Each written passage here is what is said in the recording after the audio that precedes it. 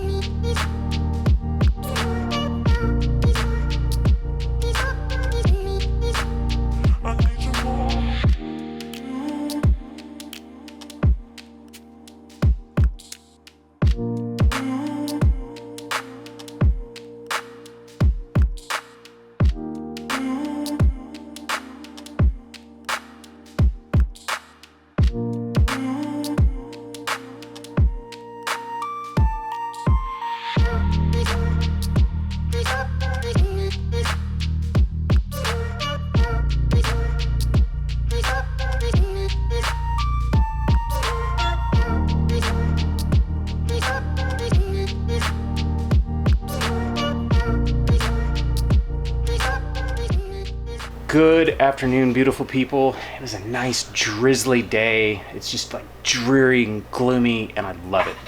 This is my favorite weather. I don't know. I like weather. I like weather in general. Days like today, you just want to like stay inside and just drink a whole bunch of coffee. And enjoy the rain. Enjoy the rain. That's right. So, if you have been watching, I guess, the past week's videos, a little bit in each video, you've gotten to see the process of us making bacon. I started smoking it at the beginning of the week. I smoked it for about a day and a half, stopped overnight. It's done. I put it in the fridge last night when it was done, and now it's all chilled and ready to be sliced up and packaged as sliced bacon. So I'm going to get out our slicer, get all set up, and go to town and get all this bacon cut up.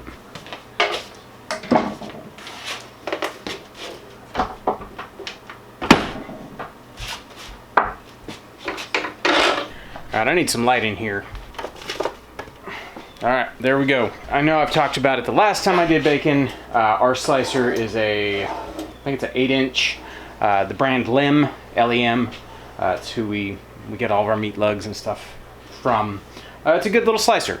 I feel that eventually one day we will need something even bigger because I have to cut my bacon down so short because of the amount of travel that the little table has, but it does cut consistently. It's pretty handy. I think the only thing left is I got to go get the bacon out of the fridge, so I'm going to go do that right now, and I will be right back.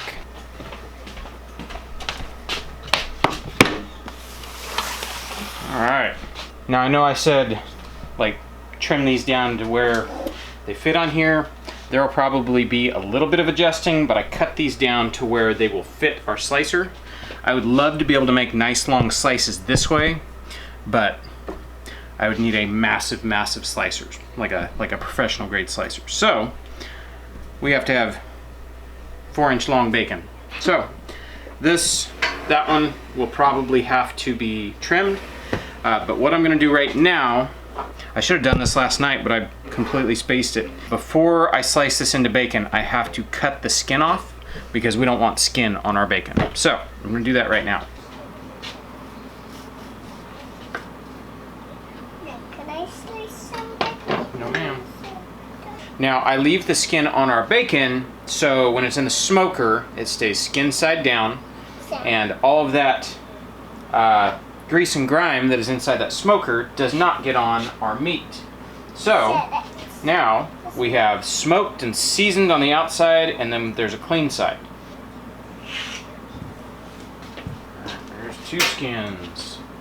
Now I will actually save these and make pork rinds out of them. I'll take them and I'll probably boil them either as is or cut them into strips. I'll boil them, scrape all the fat off, and then dehydrate them, and then they are ready to make into pork rinds. So nothing goes to waste. Now I know there's going to be people that are like, hey, that's kind of a long process. Like, couldn't you save time and just skin the hog? Yeah, but then we don't get to eat the skin. And the thing that raising our own meat I've learned is none of it is fast. This is definitely slow food. Got them all skinned. There's a pile of skin. It is now lunchtime, so if you see everybody in the background stuffing their faces, that's why. I'm gonna stuff my face. You're gonna stuff your face? Okay, you do that. All right, I'm gonna get slicing. I am actually going to have to sharpen that blade. I gotta put it all in the freezer. Oh. Two things. I am gonna have to sharpen that blade, which is a bummer because I already got a little bit of grease on here. You know, it makes a mess when you sharpen the blade. And my bacon got too warm sitting here while I skinned everything. I actually had to turn the air conditioner on because it was too hot in here. Yeah, everything warmed up. So this has got to go in the freezer for a little bit, which is fine. Just so I don't have to clean this as well when I sharpen this, I'm gonna take this off, set it aside. This is the sharpener. Usually you leave it on here. That goes in there, you tighten it down. It's got 2 stones on it. Once it's in there, you push 1 stone, that's the rough grit. Push the 2nd stone, that's the fine grit. And it actually rolls up a burr on this blade and makes it quite scary sharp. So, I'm gonna do that right now. Make a huge mess, make sure there's no food around because the grit from these wheels goes everywhere. Aren't you supposed to do 2 at a time?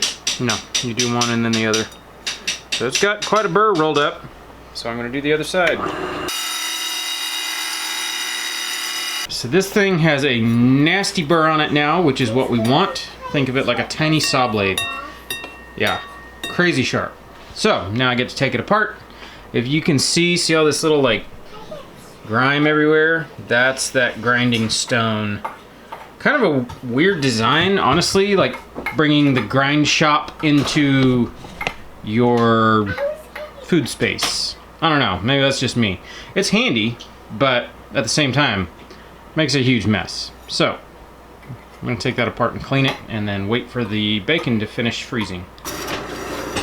Oh yes, I was cutting much better. Yeah, it looks great.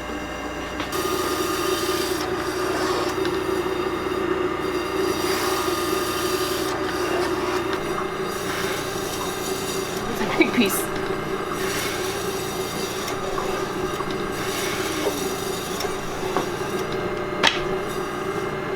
I would like to show all you guys what we're working with. That is the bacon. Beautiful bacon. This is off the feeder pigs. It's almost like there's 3 different types of meat on the bacon. You got that light pink stuff, there's some slightly darker stuff, and then the rib meat. We really like the feeder pigs. They're quite tasty, but the guinea hogs actually have like a sweetness to them. They do, like a way better flavor. So I think what we're gonna do, because this is like Wiggly. I'm having a hard time cutting it. Problem of problems. The freezers are so full, I don't have room to really like put these deep in a freezer. I've got a little bit of room in this freezer, so I'm just gonna stick this in the freezer and let it get nice and cold, and then I'll grab another piece. Hopefully it's a little bit colder, and as we go on, they'll get colder and colder, but this almost is up to room temperature, so Yeah, it's alright. we'll stick that in the freezer.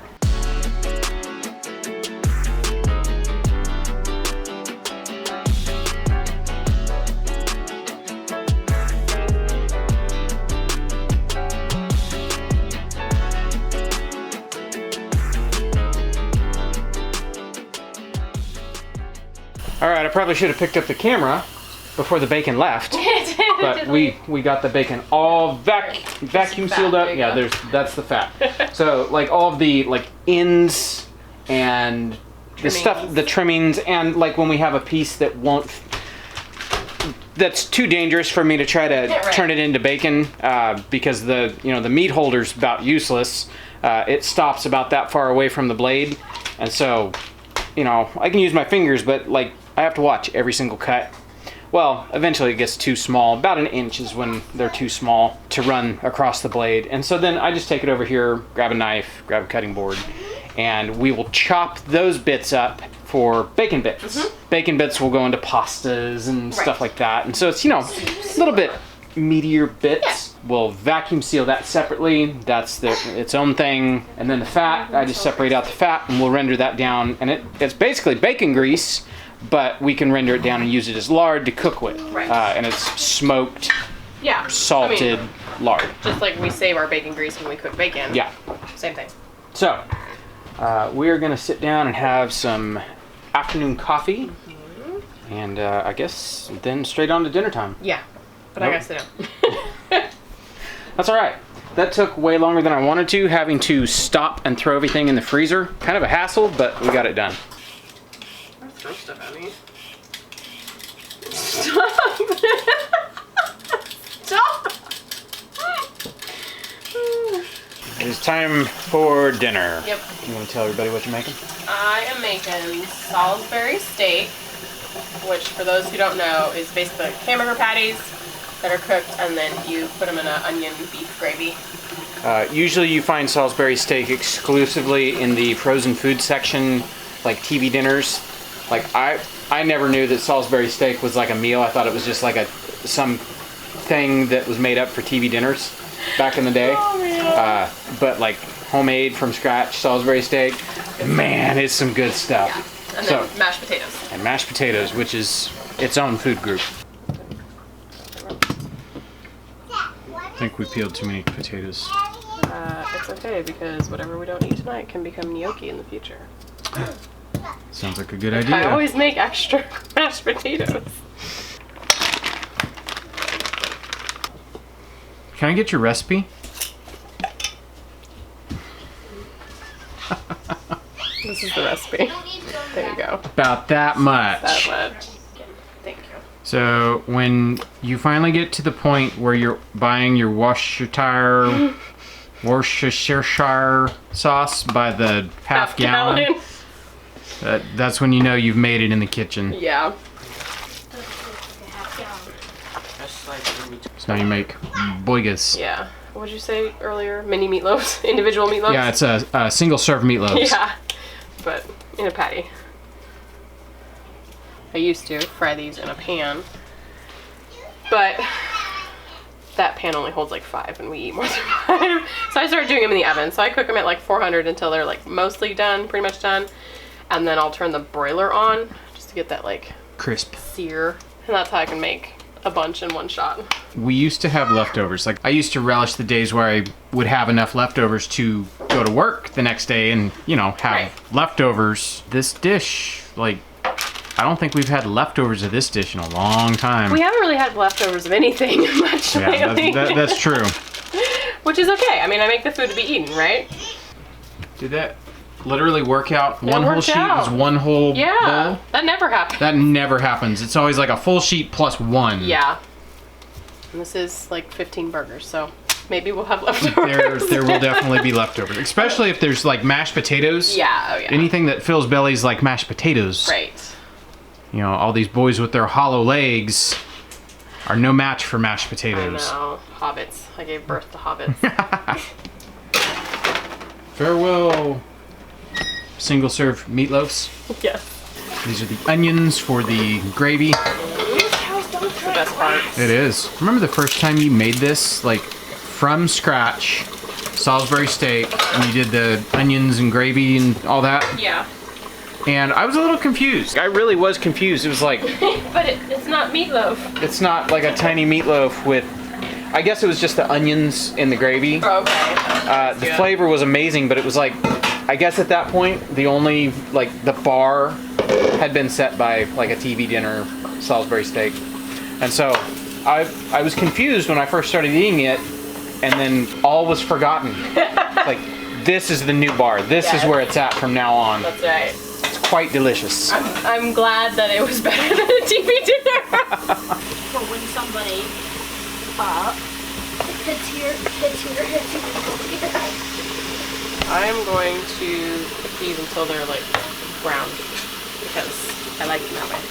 Nice and soft and starting to caramelize. Good flavor. Ooh, those look good. Don't they look good? Check on this meat. It's like the taters are just about They're done. done. I'm just waiting for a sink to be free so I can drain Check them. the meats. Let's get the meats. Woo, hot meat. Woo. Ooh, they're swimming. They are swimming. Alright, I'm just gonna flip these. Mostly so we brown a bit on the other side. And that's really simple. So because we did it, people are gonna be like, that's a lot of juice and fat. Because we didn't measure out our fat from our cow, we just mixed everything together, which for us is fine. We don't care. We'll eat it all. I mean, people saw how much fat we did separate out. Right. So the grind is still fairly fatty, and like I said, we don't mind that at all. It's totally fine for us, and it's made some really stinking good burgers. Oh, it is made for such good. Honestly, man. I would say our ground beef looks close to like 60-40. Yeah. Maybe 50-50. It's very, very fatty. fatty, but it's so good. It is so good. Fat is flavor. It is.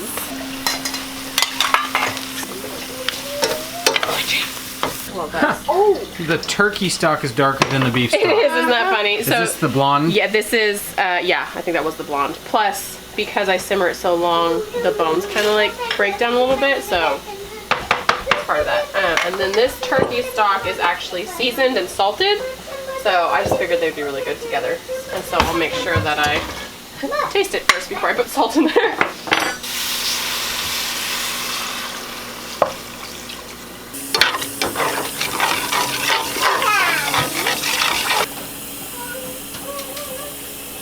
Alright, so I'm just going to let this thicken, and then I'll check for salt. I'll taste it and make sure it's good, and then we'll mash potatoes, and once those burgers are ready, then we're good to go. That's good. For right now.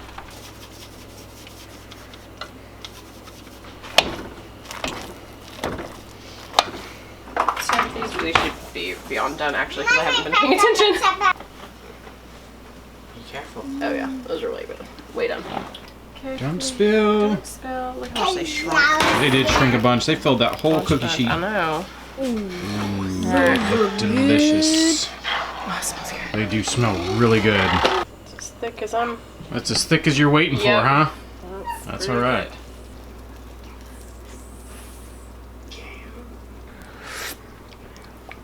Oh yeah, let's eat. Okay. That's good. How much taters you want? Oh, was that mine? Yeah. Put it on and let's see what it looks like. A little bit more. Okay. Now make a volcano. Yes. Let's have to make the volcano.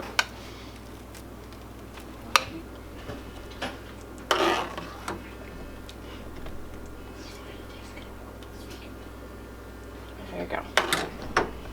All right. You ready? Yes. Dear Heavenly Father, thank you for today. This beef is the best. Best beef. The best beef. It's the best beef. This beef is the best beef ever. This is some of the best beef I've ever had. I'm going to roll myself over to the chair. Okay, me too. Like, I cannot eat anymore. So much. I see a lot of empty plates around the table. It's so good. That was excellent. You're eating more? You're eating up more yours? She inhaled Oh, her Salisbury steak. yeah, it disappeared. Like, I looked over, she was talking, and I was like, okay, you need to eat your... Oh. You did. It's gone. Disappeared. It did Did disappear. All right, that's going to do it for us for today. So we'll catch you guys on the next one. Bye.